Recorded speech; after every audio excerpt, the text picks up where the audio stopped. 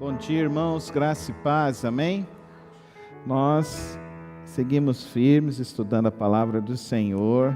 Pela manhã, estudamos o livro de Atos, estamos em Atos 19. Atos 19. Hoje vamos falar um pouquinho sobre batalha espiritual, poder e transformação. Atos 19.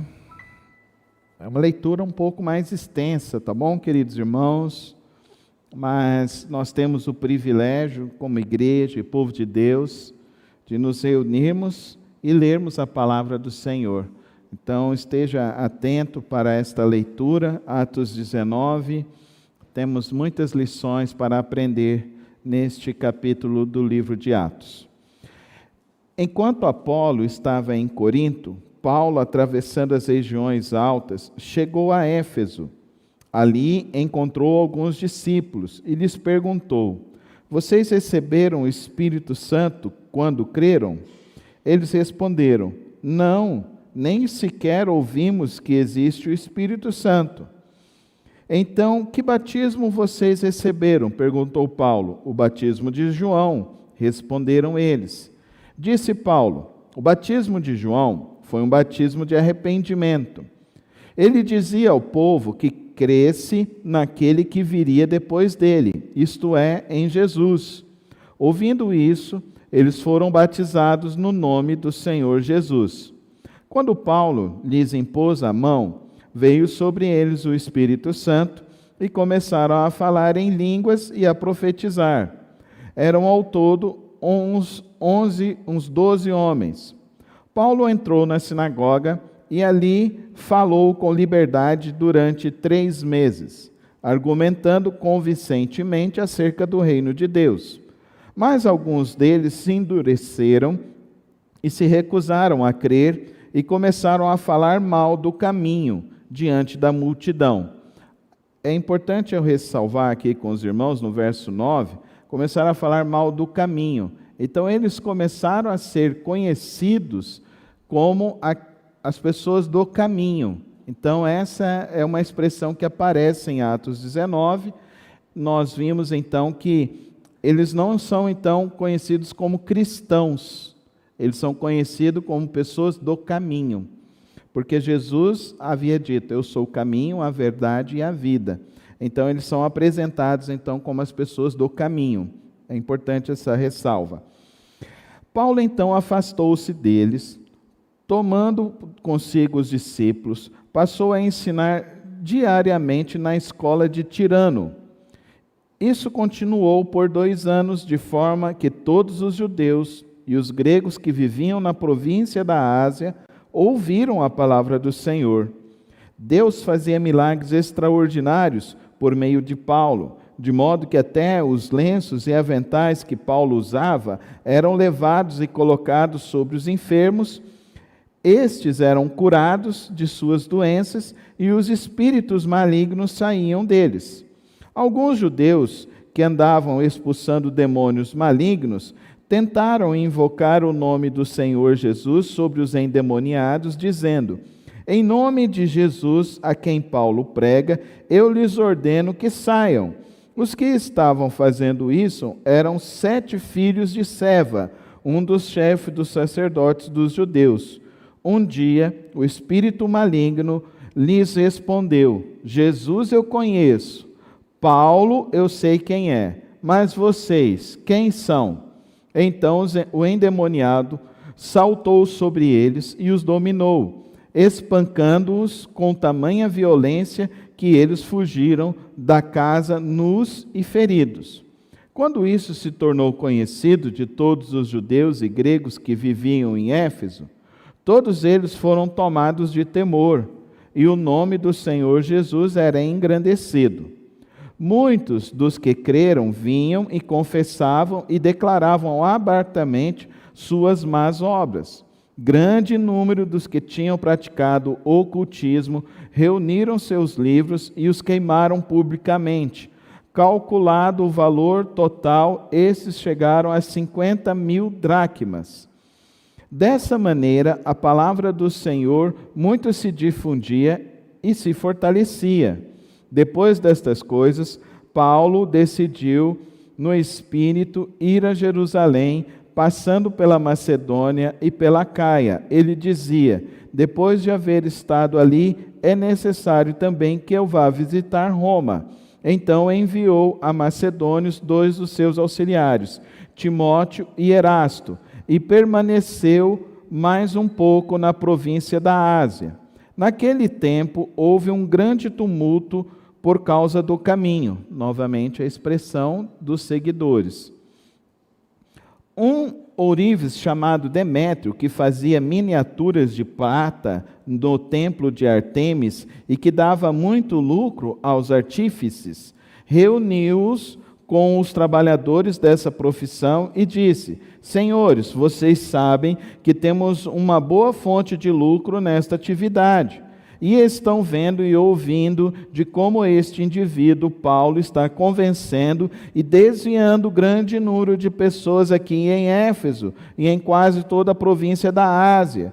Diz ele que deuses feitos por mãos humanas não são deuses. Não somente há o perigo de nossa profissão perder sua reputação, mas também de o templo da grande deusa Ártemis cair em descrédito e a própria deusa adorada em toda a província da Ásia e em todo o mundo ser destituída de sua majestade divina. Ao ouvirem isso, eles ficaram furiosos e começaram a gritar: grande é a Ártemis dos Efésios! Em pouco tempo a cidade toda estava em tumulto. O povo foi às pressas para o teatro, arrastando os companheiros de viagem de Paulo, os macedônios Gaio e Aristarco. Paulo queria apresentar-se à multidão, mas os discípulos não o permitiram. Alguns amigos de Paulo, dentre as autoridades da província, chegaram a mandar-lhe um recado, pedindo-lhe que não se arriscasse a ir ao teatro. A assembleia estava em confusão. Uns gritavam uma coisa, outros gritavam outra. A maior parte do povo nem sabia por que estava ali. Alguns da multidão julgaram que Alexandre era a causa do tumulto. Quando os judeus o empurraram para a frente, ele fez sinal pedindo silêncio, com a intenção de fazer sua defesa diante do povo. Mas quando ficaram sabendo que ele era judeu, todos gritaram a uma só voz, cerca de 2 horas: grande é a Ártemis dos Efésios. O escrivão da cidade acalmou a multidão e disse: Efésios, quem não sabe que a cidade de Éfeso é a guardiã do templo da grande Ártemis e da sua imagem que caiu do céu? Portanto, visto que estes fatos são inegáveis, acalmem-se e não façam nada precipitadamente.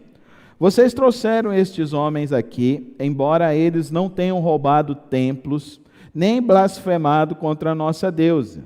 Se Demétrio e seus companheiros de profissão têm alguma queixa contra nós, os tribunais estão abertos. E há precônsules, eles que apresentem suas queixas ali. Se há mais alguma coisa que vocês desejam apresentar, isso será decidido em assembleia conforme a lei. Da maneira como está, corremos o perigo de sermos acusados de perturbar a ordem pública por causa dos acontecimentos de hoje. Nesse caso, não seríamos capazes de justificar este tumulto, visto que não há razão para tal. E tendo dito isto, encerrou a assembleia. Oremos. Santo Deus, eterno Pai, obrigado, ó Pai, por esta manhã que reunimos como teu povo para começar a nossa semana em tua santa presença. Assim podemos te adorar, podemos testemunhar e podemos, ó Deus, ler a tua santa palavra de maneira livre, ó Pai, e agora podemos voltar nossa mente, nosso coração a compreender a tua vontade, o teu querer sobre nós. Dá-nos compreensão por meio do teu Santo Espírito, a compreender a tua vontade pela qual o Senhor deseja que vivamos. E que assim, ó Deus, possamos compreender e viver, ó Deus, para darmos um testemunho digno ao Senhor, a cada pessoa que estiver ao nosso redor. Que assim seja nesta manhã, no precioso nome de Cristo Jesus. Amém e amém. Queridos, vamos nos lembrar de um fato histórico muito importante. Eles estão debaixo do Império Romano. Todos estão debaixo do Império Romano. E eles têm um grande temor, porque o Império Romano, ele não era um império ideológico, ele não era um império extremamente político, ele era um império militar. E quando eles realmente queriam executar a lei era executada matando seus inimigos, seus adversários. Então, o encerramento dessa assembleia é porque eles têm medo do Império Romano. Então, não houve nem a necessidade do apóstolo Paulo se apresentar e apresentar suas justificativas. Até também porque ele não queria se envolver nessa demanda, que era uma demanda religiosa comercial. E é importante que eu e você entendamos isso. Eles não estão queixosos pelo que Paulo está dizendo. Eles estão queixosos pelo resultado do que Paulo está ensinando. E o resultado do que Paulo está ensinando está fazendo com que as pessoas comecem a seguir a Cristo. E seguindo a Cristo, então, eles vão abandonando os seus hábitos de idolatria. Então, eles param de comprar os artefatos religiosos, eles param de praticar a idolatria imoral, porque Artemis também tinha as suas sacerdotisas, e uma das práticas da adoração a Artemis era justamente a prostituição. Então, as pessoas começam a mudar, porque o evangelho é apresentado. E qual o evangelho que Paulo apresenta? Então, logo no início do capítulo 19, nós vemos então o que Paulo está apresentando a eles. Paulo chega em Éfeso e ele percebe que existem pessoas que têm o hábito de ir à sinagoga e que têm o hábito, então, diferente dos judeus, e eles têm o hábito também diferente dos adoradores de Artemis. Então, Paulo percebe que essas pessoas já conheciam o Evangelho, mas não conheciam a totalidade do Evangelho. Então, Paulo chega e faz para eles a seguinte pergunta: vocês receberam o Espírito Santo quando creram? E aqui então é a base da doutrina pentecostal e neopentecostal para querer justificar então o batismo com o Espírito Santo. Essa é a passagem fundamental, esse é o texto fundamental deles, no sentido de que você já recebeu o batismo do Espírito Santo? E a evidência que se teve nesse batismo do Espírito Santo não poderia ser diferente do que aconteceu em Atos 2 e em Atos 9, que foi também essa manifestação da glossolalia, e aqui de fato é a glossolalia. Nós não podemos querer fazer manobras interpretativas. Aqui eles falaram línguas e o texto diz que não eram línguas comuns, como foram as línguas de Atos 2, que eles falaram línguas comuns que as pessoas tiveram entendimento. Então nós temos uma manifestação extraordinária do Espírito Santo aqui. Mas nós não vamos ver apenas essa manifestação extraordinária da ação do Espírito. Nós vamos ver a manifestação extraordinária também do Espírito Santo nas curas e prodígios, que o texto diz. Então acontecem curas por meio de que o Espírito Santo está sobre a vida daquela igreja e sobre a vida do apóstolo Paulo, e Deus vai fazendo assim maravilhas. Verso 11, Deus fazia milagres extraordinários por meio de Paulo. Mas também, nós vemos também uma outra manifestação sobrenatural, que é a manifestação também de expulsar os demônios. E então acontece isso, e existem pessoas então que acham: eu vou usar o nome do Paulo e aí eu vou expulsar o demônio. E aí eles vão e levam uma surra do capeta. É interessante essa passagem aqui, porque aqui me adverte algumas coisas. Não brinque com capeta, tá bom? Vou usar um termo bem pejorativo mesmo. Não brinque com demônio. Não brinque com demônio na sua casa. Não brinque com coisas ocultistas. Isso são coisas sérias. São coisas sérias. Nós precisamos ter cuidado. Não fica aí brincando com esse negócio de filme de terror também, não. Existe muita porta ali, muita brecha que você dá para dentro da sua casa, dentro da sua família. Não fica brincando também muito com rede social. Rede social hoje também é um antro de proliferação de ocultismo e de coisas demoníacas. O trem está tão bizarro, o irmão Paulo me enviou um vídeo diz que num culto, diz que de uma determinada igreja, por causa do começo da Super Bowl, eles fizeram uma performance, onde eles pegavam a Bíblia, e a mulher veio e deu um chute na Bíblia, dentro do culto. Irmãos, isso aí não é casa de Deus, isso é casa de demônio, tá bom? Se não tem respeito com a palavra, irmão, não tem respeito com Deus. Dá para você entender? São coisas, não, o pastor está sendo radical. É radical mesmo. A gente foi criado aqui no Goiás, a gente tem a prática de chegar e cumprimentar os mais velhos como? Não é bênção? Não é bênção? E isso é bom ou é ruim? Isso é bom. Quando você pede bênção, ou a pessoa pega e fala, Deus te abençoe, meu filho. Isso é bom, isso não é ruim não. Isso é muito bom. É bom que nós nos abençoemos na chegada e nos abençoemos sempre na saída. Isso é bom, faz bem. É importante isso para nós. Então, queridos irmãos, nós estamos vendo aqui que teve um grupo que quis brincar com coisa séria e eles apanharam o demônio. Então, nós estamos vendo manifestações sobrenaturais e poderosas do Espírito Santo de Deus. O livro de Atos está recheado disso. Então, isso me leva a algumas percepções importantes, queridos irmãos. Nós precisamos entender uma coisa muito importante. O verso 18, que para mim é a maior manifestação do Espírito Santo. Por favor, coloca o verso 18 para nós. É a maior manifestação do Espírito Santo na vida das pessoas. Não adianta falar em línguas, não adianta expulsar demônio, não adianta nem fazer milagres, se o verso 18 não acontecer na sua vida. Aí é a maior manifestação do Espírito Santo de Deus. Só que a maioria dos crentes quer ficar onde? Quer ficar aqui no falar a língua estranha, no expulsar demônio, nos milagres. A maior parte dos crentes quer ficar nessa parte. E eu, querido irmão, quero dizer uma coisa para você. Eu já expulsei muito demônio. Eu já tive muita experiência interessante com o Espírito Santo. Mas a maior manifestação que eu vejo de que realmente Deus está me usando é quando alguém tem um verdadeiro arrependimento a Cristo Jesus.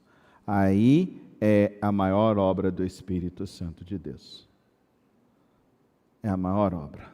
Uma vez nós lutamos 6 meses com uma irmã, expulsando demônio dessa irmã. Num culto de quarta-feira, uma vez ela estava sentada lá no fundo, assim, igual o Paulão. E lá era banco. Ela deu um chute no banco. Ela era magrinha, mirradinha. Ela juntou todos os outros bancos, tudo na frente.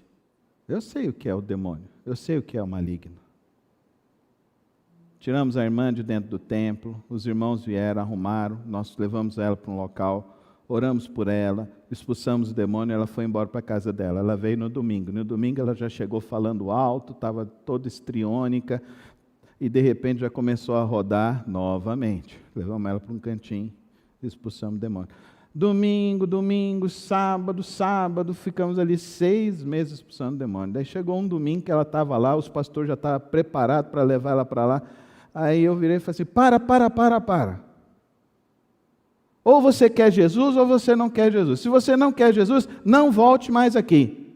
Todo mundo arregalou um olho para mim. Todo mundo ficou pensando, coitada, ela precisa ser... Não, o demônio, ele quer causar bagunça na sua vida. O demônio quer tirar o seu foco de Cristo. Tudo aquilo que quer substituir Cristo da sua vida e da sua família, é uma porta para o maligno. Então não fica brincando. Aquela irmã nunca mais voltou. E a igreja teve paz. Mas pastor, não tinha que ter expulsado, não tinha que ter feito o corredor, jogado sal grosso, ungindo a mulher. Não, irmão. Não vamos ficar brincando de ser crente. Vamos entender o que é a palavra de Deus. Qual que é a maior manifestação do Espírito Santo em Atos 19? Atos 19, verso 18. Muitos dos que creram vinham e confessavam e declaravam abertamente suas más obras. Grande número dos que tinham praticado o ocultismo reuniram seus livros e os queimavam publicamente. Dá para você perceber? O Espírito Santo quer gerar em você uma nova vida. Fala comigo, nova vida. É isso que o Espírito Santo quer fazer em você. Gerar uma nova vida. O Espírito Santo não está querendo que você fique procurando o poder dele. Ele quer que você procure a nova vida que está em Cristo. E qual é essa nova vida? A nova vida que ele nos prometeu. Que rios de água viva fluiriam de nós. A nova vida que ele nos prometeu, que seria vida em abundância. A nova vida que ele nos prometeu, que seria vida eterna. Então ele quer que a gente saia da vida bios, natural, e entre na vida zoe, que é a vida eterna. Essa é a maior obra do Espírito Santo. E Deus tem feito isso na vida de muitas pessoas. E Deus faz isso na vida de muitas pessoas, mas Deus faz isso por meio do quê? O que o apóstolo Paulo priorizou? Os efeitos e nos milagres? Não, ele priorizou o ensino, e ele estava ali ensinando. Verso 20, olha que verso maravilhoso é esse, queridos irmãos. Dessa maneira, a palavra do Senhor muito se difundia e se fortalecia. Dá para você entender que o que vai fortalecer é a palavra de Deus. Por isso que o crente, ele anda com a palavra de Deus. Quando eu era mais novo, as pessoas falavam que Bíblia era o desodorante do crente, porque sempre estava debaixo do braço.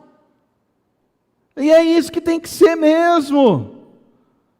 Porque é a Bíblia que vai te fortalecer, é o ensino da palavra que vai te fortalecer. Não é igreja, não é pastor. Acorda, igreja. Não é o profeta lá, não é o outro lá, não. Acorda, igreja. É a palavra de Deus, é você buscar a Deus e deixar o Espírito Santo te lavar, deixar o Espírito Santo te transformar. E aqui diz algo importante: se você quer realmente experimentar algo novo e profundo de Deus, confesse. Fala comigo, confesse. Confesse. Entra lá no teu quarto e confessa os teus pecados a Deus. Você vai levantar um novo homem, vai levantar uma nova mulher. É isso que Deus quer fazer. É isso que nós estamos vendo em Atos 19. É isso que nós estamos vendo aqui, que essas pessoas estão fazendo. Mas volta comigo lá um pouquinho antes, no verso 3 e 4. Então, que batismo vocês receberam? Perguntou Paulo. Batismo de João, responderam eles. Disse Paulo: o batismo de João foi um batismo de arrependimento. Ele dizia ao povo que cresce naquele que viria depois dele, isto é, em Jesus. Ouvindo isso, eles foram batizados no nome de Jesus. E aí, Paulo lhes impôs as mãos e veio sobre eles o Espírito Santo. Olha que coisa maravilhosa. Eles precisavam conhecer o Evangelho de Jesus. Eles precisavam conhecer a vida de Jesus. Você precisa conhecer a vida de Jesus. Você precisa se aprofundar na vida de Jesus. Você precisa ter experiências com o Cristo ressurreto. Você precisa ter uma vida que de fato busque a Cristo. E não fique aí envolto nessas coisas que são as coisas periféricas. Porque você pode muito bem pegar Atos 19 e falar que o centro de Atos 19 é o verso 4, 5, 6 e 7. Mas, quando chega aqui, queridos irmãos, o verso 18, 19 e 20, para mim é o cerne de Atos 19, aonde nos mostra o efeito do poder de Cristo Jesus, através de Paulo, na vida daqueles irmãos. A minha oração nesta manhã é que realmente o Evangelho de Cristo atinja seu coração, que realmente o Evangelho de Cristo provoque as transformações que precisam ocorrer dentro de você. O que precisa acontecer para a sua vida ser transformada é o Evangelho entrar em você, entrar na sua mente, entrar no seu coração, entrar no centro das suas emoções. É você começar realmente a crer e a confiar em Cristo Jesus. É deixar Cristo Jesus transformar. É deixar Cristo Jesus te libertar, te limpar, te lavar. Deixar Cristo Jesus vir com o sangue dele, purificar a sua vida, a sua maneira como você enxerga o mundo. Deixar o sangue de Cristo Jesus entrar em você e modificar a maneira como você fala, como você se relaciona com as pessoas. Porque o que nós vemos aqui é que pode ocorrer um erro abissal dentro do sistema religioso. Pode gerar um monte de gente religiosa. E a religião quer o quê? Quer o dinheiro, quer o vil metal. Então toda igreja que quer com esse negócio, quer muito dinheiro e ensina pouco de Cristo, abre teu olho. Abre teu olho. Porque está errado. E aqui nós estamos vendo aqui que esses sacerdotes de Artemis, e é interessante a história sempre se repete, né, irmãos? A santinha deles que veio do céu também, né? Interessante. E está sendo contaminada aqui, está sendo esclarecida aqui para nós. Bem claro. A história sempre se repete. Só quem não conhece para não saber. E aqui é interessante que os próprios Efésios é que vão defender o Evangelho. Por quê? O Evangelho, quando ele entra de fato na vida de uma pessoa e promove arrependimento e promove conversão, é impossível essa pessoa voltar ao que era antes. Amém? É impossível. É impossível. O crente não é caranguejo. O caranguejo só anda para trás. O crente não, ele anda para frente. Por isso que os olhos estão na nossa frente, para a gente olhar para frente e marchar. O que está para frente é Cristo Jesus. E a gente olha e marcha para Ele. A gente não volta para trás. A gente não tem saudade do que a gente já viveu. Sabe, essa coisa de gente saudosista com passado demais, é falta de crente, falta de Jesus, falta de experiência com a palavra. Sabe, gente saudosista demais, porque na minha época era... Não, irmão, está errado. Corrige isso hoje na sua vida. Porque a palavra de Deus é nova todos os dias. Amém? É nova todos os dias. Então tem coisas novas todos os dias para mim e para você. Crente não é museu. E a palavra de Deus, ela é um jornal mais atual do que o jornal que saiu hoje. Ela é a palavra mais propícia para o que nós precisamos no tempo de hoje. A palavra de Deus. Por isso que nós nos debruçamos para estudar os livros da Bíblia. Tarefa difícil, é enfadonha, mas que é prioritária. É a tarefa prioritária para mim, para você e para esse tempo que nós vivemos, é estudar a palavra de Deus e conhecer mais da palavra de Deus. E é interessante, a religião quer extorquir as pessoas, quer ludibriar as pessoas, quer prometer mentiras. O Evangelho não precisa de nada, só precisa mostrar Jesus. Amém, irmãos? Você conhece Jesus, querido? Não precisa de mais nada, amém? Não precisa de mais nada. Por quê? Jesus é o teu Salvador, Jesus é o teu Rei, Jesus é a tua esperança. Jesus é a fonte de água que jorra para você todos os dias. Jesus é o teu amor. Jesus é o teu príncipe da paz. Jesus é aquele que te guarda, é aquele que olha, que intercede por você. É o teu advogado. É o teu alfa, é o teu ômega, é o teu pão da vida. Ele é o cordeiro, ele é o leão. É Jesus. Então o que nós precisamos anunciar é Jesus. Atos 19 nos traz lições profundas para que a igreja fuja. Preste muita atenção. Para que a igreja fuja desses 3 caminhos tortuosos. O caminho das experiências. Igreja que tem foco demais nas experiências e menos palavra. Não está muito certo, não. O foco é a palavra. O centro é a palavra. Para que a gente fuja dessa ideia de igreja que tem que ter dinheiro demais, poder demais. Não, a igreja precisa ter Cristo. Amém, irmãos? Olha, Paulo nem precisou se defender, porque quem tem Cristo, Deus levanta até outros para defender ele no lugar que ele precisa. Amém? Olha que maravilha isso. Deus é demais. Dá uma salva de palmas a Cristo Jesus, irmãos. Eu fico emocionado. Uma multidão gritando. Uma multidão alvoroçada. E Cristo levanta outras pessoas para defender o apóstolo Paulo. Porque o apóstolo Paulo ensinou a palavra de Deus. Anda com Cristo. Anda com Cristo na sua vida. E veja como Ele te guardará. Amém, irmãos? Ele te guardará. O hino antigo diz assim: oscilando minha fé, Cristo valerá. Amém, irmãos? Ele valerá.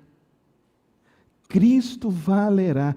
Cristo valerá. Seu amor por mim não muda. Cristo valerá. Amém, igreja? Cristo sempre será o maior valor desta vida. Cristo sempre será o maior presente desta vida. Cristo sempre será a maior razão pela qual eu e você devemos viver para Cristo Jesus. Todos os dias de nossas vidas. Então, vamos colocar nossas vidas nesta manhã nas mãos de Cristo. Vamos colocar nossas vidas nesta manhã diante dEle. Porque Ele tem poder para nos salvar. Ele tem poder para nos guardar. Ele tem poder para nos defender. Esse é Cristo Jesus, de Atos 19. E a experiência que eu quero que você tenha na sua vida é a experiência do Cristo que te transforma. Do Cristo que te liberta. Pastor, e esse negócio de maldição hereditária, esse negócio de maldição, sabe o que é isso? Falta de conversão. Falta de conversão verdadeira. Porque se você for diante de Jesus e se derramar diante dele, ele te livrará, te libertará e te transformará. Ele fará. Ele faz a obra, não é pela metade, é por completo. Amém, irmãos? Pastor, mas eu preciso fazer, porque eu vi lá na internet, tem que fazer assim, assim, assim. Irmãos, eu gosto até. Eu faço. Pastor, o senhor faz campanha? Faço, eu faço as minhas. A minha campanha começou no dia 31 de dezembro de 1984. O dia que eu me batizei. Amém?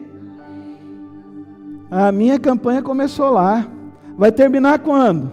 Ou quando Jesus me chamar, falar a senha, Carlos Alberto Machado Fernandes. Eu vou falar, estou aqui, Jesus, pode me levar. E eu já falei para todo mundo, fique preparado, e não é para chorar, é para louvar a Deus, porque eu vou estar com Ele. Essa é a certeza do meu coração. Eu estarei com Ele para todo sempre. Para todo sempre. É essa a certeza. Essa é a vida. O resto é fantasia. Não fica se ocupando com as coisas periféricas. Lembra quando você ia fazer prova e você gastava um tempão para fazer aquela questão de matemática? Sabe como é que eu fazia a prova? Eu pegava e ia respondendo, né? Passava o olho e ia vendo que eu sabia, geralmente terminava, eu não sabia nada, né? Aí eu voltava nas que eu achava que eu sabia para resolver. O problema na vida cristã é que muitas vezes a gente pode perder o tempo com coisas muito periféricas. E ao invés de mergulhar na profundidade com Cristo Jesus. O que eu e você precisamos aprender nesta manhã é que existia um povo que andava até no caminho de Cristo, mas que não estava mergulhado em Cristo, centrado em Cristo, firme em Cristo. E o que nós precisamos é ficar firmes com Cristo Jesus. Tenha a sua vida devocional, tenha a sua vida de oração.